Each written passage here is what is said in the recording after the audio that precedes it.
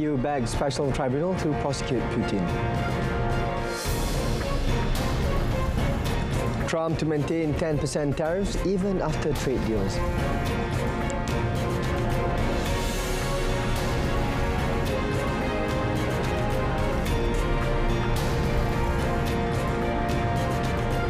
Hello, good afternoon and Salam Malaysia Madani. Thanks for joining us. I'm SAHIH and you're watching World Today. Europe threw its support behind a special tribunal on Friday to prosecute President Vladimir Putin and other senior Russian officials for the crime of aggression against Ukraine, a show of unity on a day when Moscow marks its Victory Day. At a meeting in Ukraine's western city of Lviv, ministers from almost 20 European nations gave their political sign-off to the tribunal, welcoming the completion of the technical work required to set it up. The tribunal will be set up within the framework of the Council of Europe, the continent's leading human rights watchdog that was formed after World War II to uphold rights and the rule of law. Agreed. Our presence today marks the unity of an unwavering solidarity with Ukraine. If you stand for peace, you should stand here in Ukraine, not in Moscow today. Russia is still waging the most devastating war since 1945 here in Ukraine. 8 years ago, Hitler bombed Ukraine. Today, Putin is doing the same. However, the new tribunal is not expected to be able to try Putin while he is in office due to a principle of international law that gives immunity to presidents, prime ministers and foreign ministers. The International Criminal Court (ICC) in The Hague has already issued arrest warrants for Putin and other Russian officials for the forced deportation of children and strikes on Ukraine's energy targets. US President Donald Trump said on Friday he would like Russian President Vladimir Putin and Ukraine President Volodymyr Zelensky to get this war ended in Ukraine as he pushes for a 30-day ceasefire. The Bush statement about read my lips. The U.S. Embassy in Kyiv is warning right now about possible Russian significant attack on Kyiv. What's your message for Putin? I have a message for both parties. Get this war ended. We're losing 5,000 soldiers a week, Russian and Ukrainian soldiers, and other people also, by the way. And I say, get this stupid war finished. That's my message for both of them. Trump, who departs on Monday on a West Asian trip, was asked what his message to Putin is in the wake of a warning from the US Embassy in Kiev about a potentially significant air attack in the coming days. The embassy said on its website that it had received information about an air attack that may occur at any time over the next several days. Trump had a very good and productive call with Ukrainian President Volodymyr Zelensky on Thursday, the White House said, adding that Trump hopes both Ukraine and Russia will agree next week to a proposed 30-day ceasefire. On a related note, North Korean leader Kim Jong-un said North Korea's involvement in the Russia-Ukraine war was justified, calling it an exercise of sovereign rights and defense of a brother nation, state media KCNA reported on Saturday. Our participation in the conflict was just and it falls within the sovereign rights of our republic, Kim said, according to KCNA. He added that he considers all the brave soldiers who participated in the Kursk operations to be heroes and the highest representative of the nation's honor. He made the remarks at a rare visit to Russia's embassy in Pyongyang on Friday. Kim also said Pyongyang would not hesitate to authorize the use of military force if the United States persists in what he called military provocations against Russia. North Korea did not officially confirm until late April that it had sent more than 10,000 troops and weapons to Russia. Congratulating Russia on the 80th anniversary of the Soviet Union's victory over Nazi Germany in World War II, Kim said North Korea would consolidate and develop the long tradition of the North Korea-Russia relations, the noble ideological foundation and the invincible alliance, according to state media. A United Nations committee warned on Friday that the world could be witnessing another Nakba expulsion of Palestinians as it accused Israel of ethnic cleansing and saying the occupation forces are inflicting unimaginable suffering on Palestinians. For Palestinians, any forced displacement evokes memories of the Nakba or catastrophe, the mass displacement in the war that accompanied to Israel's creation in 1948. The UN committee tasked with probing Israeli practices affecting Palestinian rights also warned that the Israelis are rapidly expanding confiscation of land as part of its wider colonial aspirations. During the 1948 war, around 760,000 Palestinians fled or were driven from their homes in what became known as the Nakba. The descendants of some 160,000 Palestinians who managed to remain in what became Israel presently make about 20% of its population. The committee is currently composed of Malaysian, Sri Lankan and Senegalese ambassadors to the UN in New York. It said security operations are used as a smokescreen by Israel for rapid land grabbing, mass displacement, dispossessions, demolitions, forced evictions and ethnic cleansing in order to replace the Palestinian communities with Jewish settlers. Tensions continue to mount as India and Pakistan traded accusations and attacks across their frontier in Kashmir overnight. According to witnesses, blasts rang out across Indian administered Kashmir and the Sikh holy city of Amritsar in neighbouring Punjab state late on Friday.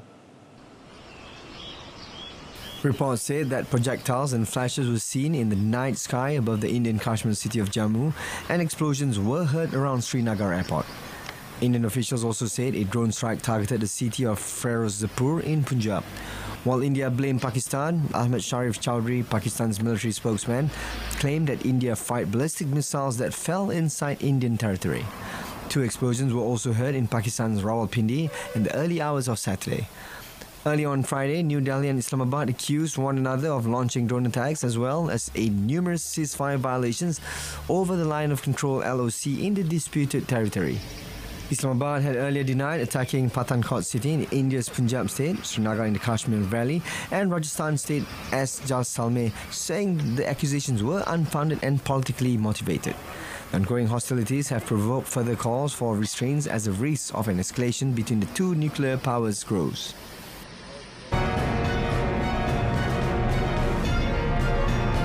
Coming up, Soul My Soul showcases unique tourism content to woo Malaysian tourists.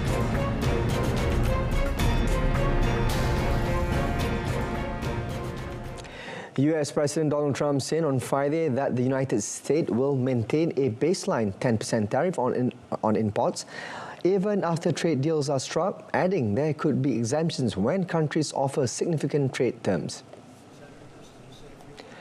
Trump also expects new trade deals in the coming weeks, adding that the United States always have a baseline of 10%. You are going to always have a baseline. I mean, there could be an exception at some point. We'll see. You know, somebody does something exceptional for us. That's always possible. But basically, you have a baseline of a minimum of 10%. And some of them will be much higher, 40%, 50%, 60%, as they've been doing to us over the years.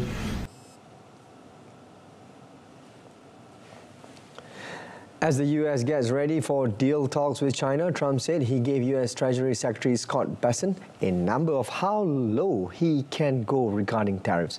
Trump said an 80% tariff on Chinese goods seems right, suggesting for the first time a specific alternative to the 145% levies he has imposed on Chinese imports ahead of closely watched weekend talks between the 2 countries. Bessent and Chief Trade Negotiator Jamison Greer will meet Chinese economic czar He Lifeng in Switzerland to discuss containing a trade war between the world's 2 biggest economies. Malaysia is a key tourism market for South Korea, with over 300,000 Malaysians visiting Korea annually as of 2024. Consequently, a program called Soul My Soul in Kuala Lumpur was held to showcase Seoul's unique tourism content to key players in Malaysia's travel industry, encouraging the development of new Seoul travel products and attracting more international visitors. Hosted by Seoul Tourism Organization STO on Friday, the event showcased collaborative efforts by South Korean tourism companies to diversify offerings for international visitors and build a sustainable Seoul-centered tourism ecosystem. According to its president and CEO, Ki Yeon-kil, although Seoul has faced tourism challenges such as political instability and safety concerns, the city is moving forward and fulfilling its visitors' demand. 서울관광산업의 지금으로서 가장 큰 과제는 정치적 불안정성이 있었습니다. 그리고 오버투어리즘인데 정치적 불안정성은 잘 아시다시피 빠르게 회복되고 있고 6월 3일 대통령 선거가 실시되면서 거의 안정 단계에 들어가 있습니다. 서울만의 특별한 매력은 도심 속의 아름다운 산과 강의 도시, 전통과 현대가 공존하는 도시라고 할 수 있습니다. 그래서 이러한 여러 가지 요인들이 말레이시아 관광객들을 서울은 환영하고 있습니다. A total of 18 tourism companies from the travel, hotel, experience and entertainment sectors, along with one regional tourism organization, are participating in this event. And the first half of 2024, South Korea's tourism revenue total around $7.7 billion, representing an 8% increase compared to the same period in 2023. San Francisco main public transport system abruptly shut down Friday morning, stopping all trains in the Bay Area and throwing the morning commute into chaos. The Bay Area Rapid Transit, in a message on its website, said due to a computer networking problem, BART service, a suspended system wide until further notice. It advised commuters to seek alternative means of transport. The closure of the BART train system appeared to be related to how the system had powered up after overnight maintenance, according to Communications Officer Alicia Tross. This does happen. It's rare, but it has happened several times the last few years. It's just part of the aging infrastructure of our system. Every single part of our track has to be replaced with that train control component, and then there's the master computer also has to be replaced, and then all of the things in our control center. So it's not a very quick replacement, but it's ongoing right now. The shutdown came on a day that overstretched airport in Newark, one of three serving Greater New York, also suffered an outrage, the second in the last few weeks.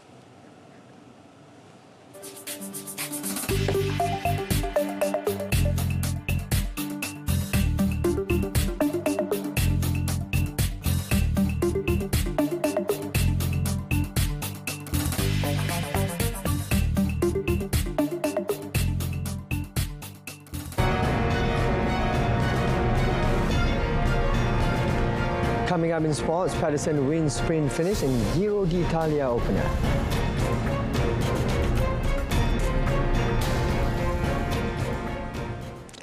The Harimau Malaya squad will get a chance to gauge their progress when they square up against world number 72 Cape Verde in two different settings in preparations for the upcoming crucial 2027 Asian Cup Group F qualifying match against Vietnam.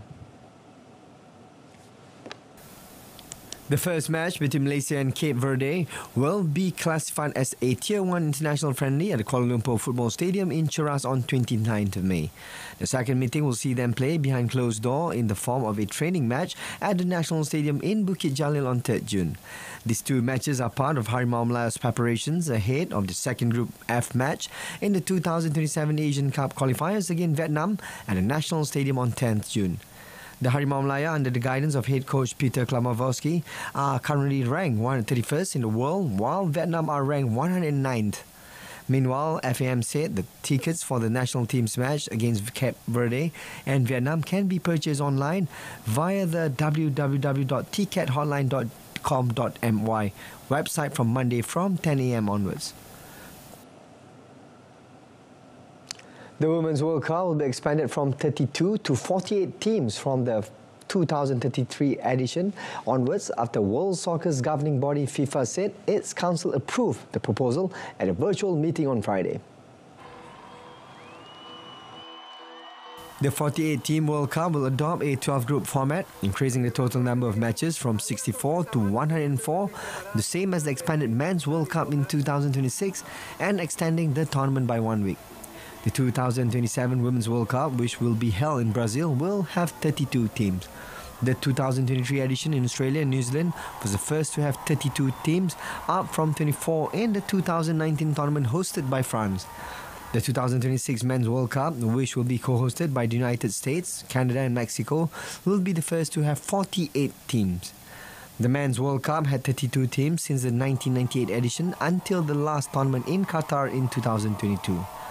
The United States is poised to be named host of the 2031 Women's World Cup as the only bid marking the third time the country will stage the tournament after previously hosting it in 1999 and 2003. Players Union FIFPro welcomed the expansion of Women's World Cup as it demonstrated the growth of women's soccer. Manchester City striker Erling Haaland is in contention to start against Southampton this weekend, manager Pep Guardiola said on Friday after the Norwegian striker recovered from an ankle injury that kept him sidelined for nearly 6 weeks. With 21 goals in the Premier League, Haaland was a contender for the top scorer's Golden Boot award but has slipped to third behind Liverpool's Mohamed Salah and Newcastle United's Alexander Isak. City are third in the standings with the 3 games left, 3 points behind second place Arsenal and a point above Newcastle. I'm just wondering if Erling is perhaps ready to start? He's ready. Yeah, he's ready. He's fit. Start, we'll decide tomorrow. Have you had a call from the doctors about Rodri yet, about whether he can? Still is not available. And how good is the news about Oscar and Nathan back in training? Still are not available. Started training with us, partial, but still are not available. On City's current form, having won 4 straight games, Guardiola said it's the best results they've got in a row, but stressed they can do better. Guardiola is not taking things lightly as he looks to consolidate Champions League spot with Chelsea, Nottingham Forest and Aston Villa all in the mix. Despite their troubles earlier this season, City could still finish second and win the FA Cup, but Guardiola said it's not thinking too far ahead. Denmark's former world champion Mads Pedersen edged out Wout van Aert in a bunch sprint to win an eventful opening stage of the Giro d'Italia in Tirana on Friday. The Giro's first venture to the Balkan nation did not disappoint as the 160-kilometre track from Durrës launched the year's first Grand Tour in style. Pedersen's LIDL track teammates set a fearsome pace on the steep Sorel climb that punctuated 2 22-kilometre circuits of Tirana, with the sprinters all being discarded before the final. It left Pedersen in prime position in the final kilometre and he held off a charging Van Aert to add another notch to his already impressive resume. Pedersen will begin Saturday's 13-kilometre time trial wearing the leader's jersey for the first time in a Grand Tour. Van Aert was left frustrated that he could not mark his Giro d'Italia debut by winning the first stage. The opening day was not without drama as the fancied Joan Ayuso crashed early on a roundabout but was unhurt and finished safely in the pack alongside race favourite Primož Roglic. There was far worse news for another contender for the overall victory, though as Ayuso's fellow Spaniard, Mikel Landa, went down heavily with 5 kilometres remaining and was taken away on a stretcher with his hopes over.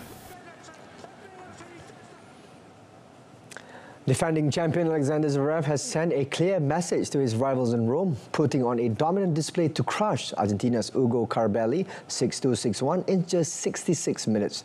The German star was in sensational form, showing no signs of rust as he began his French Open preparations without a commanding victory.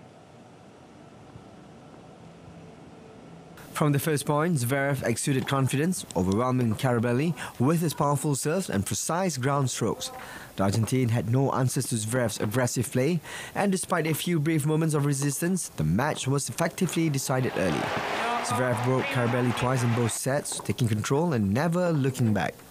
The win marks a perfect start for Zverev in his pursuit of his second consecutive title in Rome, and with the French Open just around the corner, it's clear that he is primed for another deep run at a major. After a tough season with injuries, this performance in Rome could be the spark Zverev needs to make a statement in Paris. The number 2 seed won the Munich tournament last month but has not gone beyond the quarterfinals at any other event since he lost the Australian Open final in January to Jannik Singh. Zverev will play Lithuanian qualifier Vilius Gaubas next.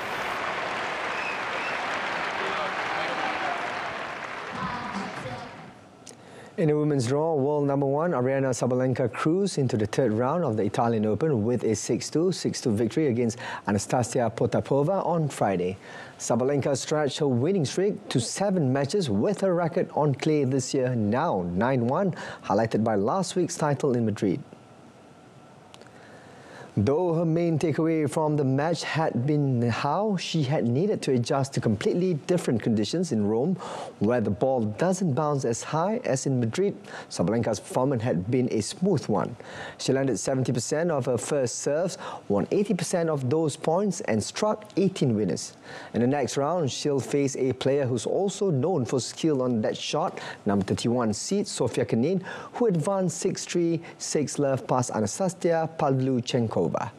Sabalenka leads the head-to-head against the American 3-1, but that one loss came right here in Rome 2 years ago in the second round. That time, Sabalenka was also fresh off the Madrid title. The 27-year-old Sabalenka has reached the final of her last 4 tournaments, winning both in Madrid and in another 1000 series in Miami.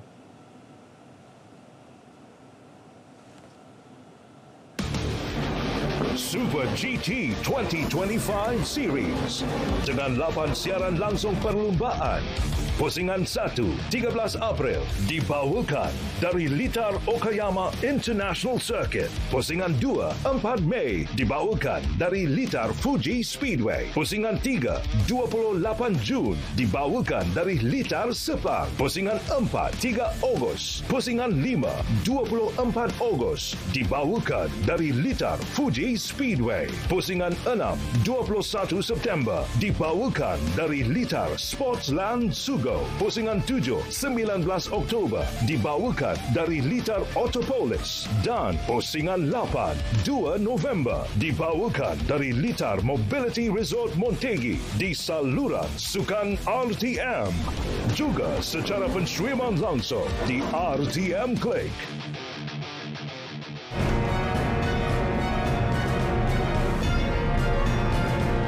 Up next, Tony Hawk celebrates upcoming release of skateboarding video game remake.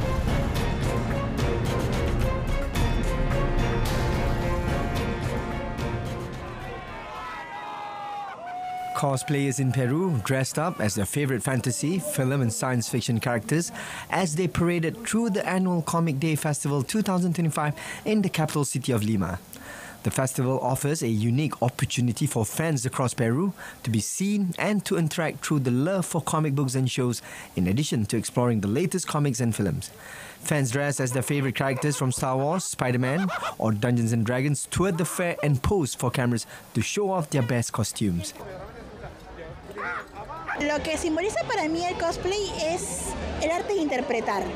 Por ejemplo, a través de eso puedo hacer el día de hoy el pingüino, haciendo crossplay, lo que vendría a ser, y puedo mostrar otra faceta o interpretar algo que a veces como persona normal, por decirlo así, civil, nos da un poquito de vergüenza o algo, ¿no? Y entras en este personaje y haces una experiencia muy bonita con los demás. The festival will continue until Sunday and aims to encourage reading through comics.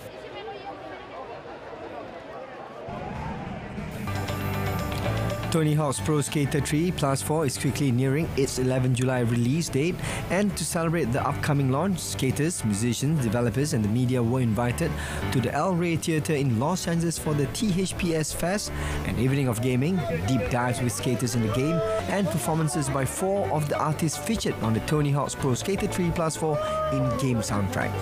The game's developer, Iron Galaxy Studios, has a long history of working on some of the top IPs in video games. Their meticulous attention to detail and quality creates unforgettable gameplay experience by players around the world, and now they are extremely excited to put their stamp on Tony Hawk's Pro Skater 3 Plus 4. I'm so excited, I'm overwhelmed that we get to do this again, and we're bringing back the best of 3 and 4 in a remake, and that we get to update it with new skaters, new levels, new tricks, new music, but bringing back all the classics that people came to love and revere in the other series. The Tony Hawk's Pro Skater games are infamous for their wild cast of secret skaters, and Tony Hawk's Pro Skater 3 Plus 4 is no different, as it's also included American former pro skateboarder Bam Margera and Canadian skateboarder Andy Anderson. Attendees at THPS Fest also got their hands on 9 skate parks from the game, featuring 5 from the Tony Hawk's Pro Skater 3 Skate Tour and 4 from the Tony Hawk's Pro Skater 4 Skate Tour, including the new water park level.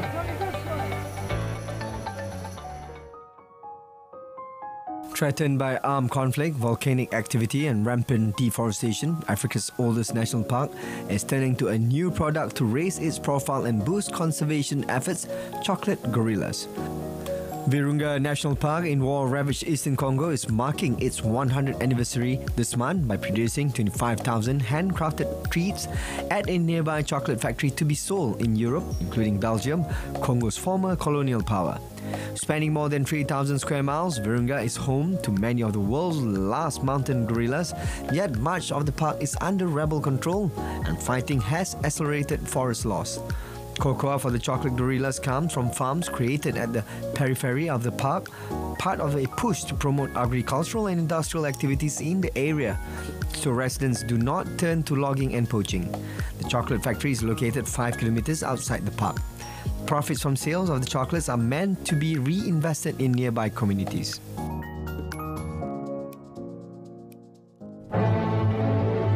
In 2025, Malaysia proudly leads the ASEAN community into a new era of unity, growth, and opportunity.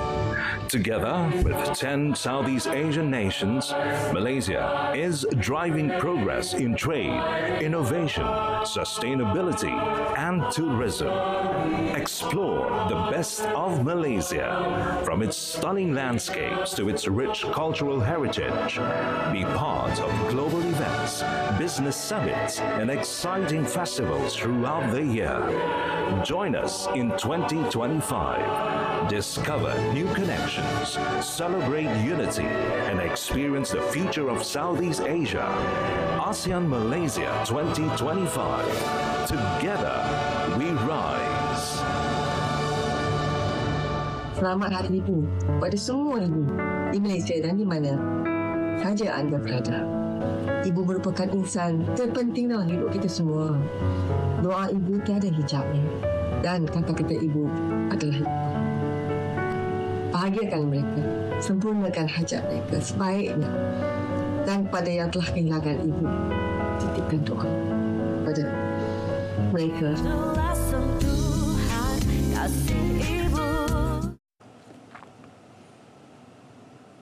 That concludes today's edition of World Today. In our top story, EU backs special tribunal to prosecute Putin. Till then, I'm SAHIH from the river to the sea. Palestine will be free.